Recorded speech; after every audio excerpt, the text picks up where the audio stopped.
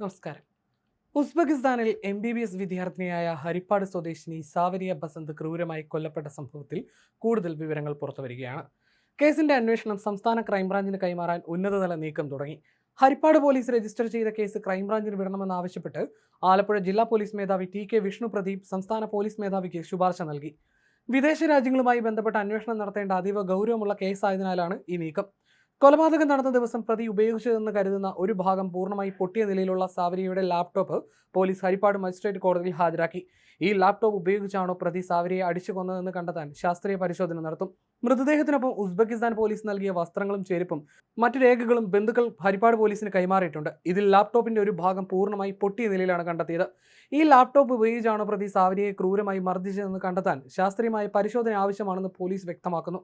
കേസിലെ പ്രതിയായ മലപ്പുറം പുലാമന്തോൾ, കട്ടുപാറ, ഇറവത്ത്, കിഴക്കേത്തൊടി സദറുൽ അനം സാവരിയെ മുൻപ് ഉപദ്രവിച്ചിരുന്നതായി സംശയമുണ്ടെന്ന് ബന്ധുക്കൾ പോലീസിന് മൊഴി നൽകിയിട്ടുണ്ട്. സാവരിയുടെ മൃതദേഹത്തിൽ നിറയെ മുറിവുകളും ചതവുകളും ഉണ്ടായിരുന്നു. ഇത് കൊലപാതകം നടന്ന ദിവസം മാത്രമല്ല, അതിനു മുൻപും ഉണ്ടായ ക്രൂരമായ മർദ്ദനത്തിന്റെ ഭാഗമാകാനാണ് സാധ്യതയെന്നാണ് പോലീസിന്റെ പ്രാഥമിക വിലയിരുത്തൽ. കൂടാതെ സദറുൽ അനമിന്റെ മാതാപിതാക്കൾ സാവരിയെ നിരന്തരം ഫോണിൽ ബന്ധപ്പെടാറുണ്ടായിരുന്നുവെന്നും അതിനാൽ ഗൂഢാലോചന അടക്കമുള്ള കാര്യങ്ങൾ പുറത്തു കൊണ്ടുവരാൻ ഇവരെ കൂടി അന്വേഷണ പരിധിയിൽ ഉൾപ്പെടുത്തണമെന്നും സാവരിയുടെ ബന്ധുക്കൾ ആവശ്യപ്പെട്ടു. ഈ മാസം 3-നാണ് സാവരിയെ ഉസ്ബെക്കിസ്ഥാനിൽ വെച്ച് കൊല്ലപ്പെടുന്നത്. അതിന് തൊട്ടുമുമ്പ് 2-ാം തീയതിയാണ് സാവരിയെ അവസാനമായി ഫോണിൽ ബന്ധപ്പെട്ടതെന്ന് ബന്ധുക്കൾ പറയുന്നു. അതിനുശേഷം വാട്സപ്പിൽ അയച്ച മെസ്സേജുകൾ ഡെലിവർ ആയിട്ടുണ്ടെങ്കിലും മറുപടിയൊന്നും ലഭിച്ചിരുന്നില്ല. ഈ സമയത്ത് സാവരിയുടെ മൊബൈൽ ഫോൺ പ്രതിയായ സദറുൽ അനമിന്റെ കൈവശമായിരുന്നു എന്ന് സംശയമുണ്ടെന്നും ബന്ധുക്കളുടെ മൊഴിയിലുണ്ട്. സാവരി ഉപയോഗിച്ചിരുന്ന മൊബൈൽ ഫോൺ നിലവിൽ ഉസ്ബെക്കിസ്ഥാൻ പോലീസിന്റെ കസ്റ്റഡിയിലാണ്. ഇത് തിരികെ എത്തിക്കാനുള്ള ശ്രമങ്ങളും ഇതിനിടയിൽ ആരംഭിച്ചിട്ടുണ്ട്.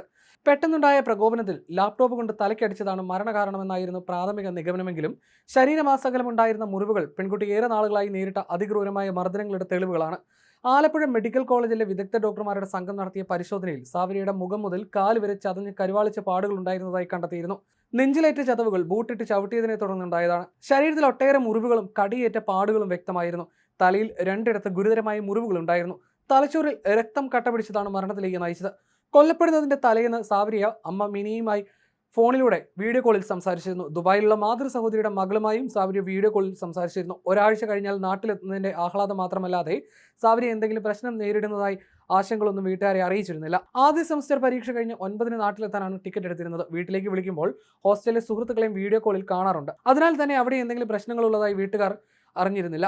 സദറുൽ അനമിൽ നിന്ന് എന്തെങ്കിലും ബുദ്ധിമുട്ട് നേരിട്ടതായും ആ ഘട്ടത്തിൽ സൂചിപ്പിച്ചിരുന്നില്ല. പിന്നീട് ശനിയാഴ്ച പുലർച്ചെയാണ് ഉസ്ബെക്കിസ്ഥാനിൽ നിന്ന് മിനിക്ക് ഫോൺ വിളി എത്തുന്നത്. വിദ്യാർത്ഥികൾ ആരോ ആയിരുന്നു ആ കൂട്ടത്തിൽ വിളിച്ചത്. അപകടമുണ്ടായ അബോധാവസ്ഥയിലാണെന്ന് മാത്രമായിരുന്നു അന്ന് പറഞ്ഞത്.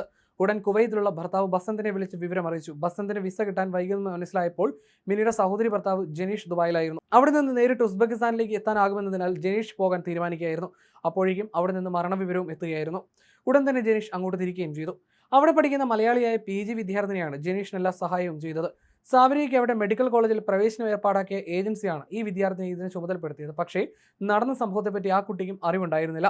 ആശുപത്രിയിലും പോലീസ് സ്റ്റേഷനിലുമായിട്ടുള്ള ഓട്ടത്തിനിടെ സാവരിയയുടെ സഹപാഠികളെ കാണാനോ വിവരങ്ങൾ തിരക്കാനോ സാധിച്ചില്ലെന്നും പലരും സെമസ്റ്റർ അവധിക്കായി നാട്ടിലേക്ക് പോയി കഴിഞ്ഞിരുന്നുവെന്നും ജനീഷ് വെളിപ്പെടുത്തിയിരുന്നു. വിദേശത്ത് നടന്ന ആദ്യ പോസ്റ്റ്മോർട്ടത്തിൽ ആന്തരികാവയവങ്ങൾ നീക്കം ചെയ്ത് എംബാം ചെയ്തതിനാൽ റീപോസ്റ്റ്മോർട്ടം ദൗത്യം ഏറെ സങ്കീർണമായിരുന്നു.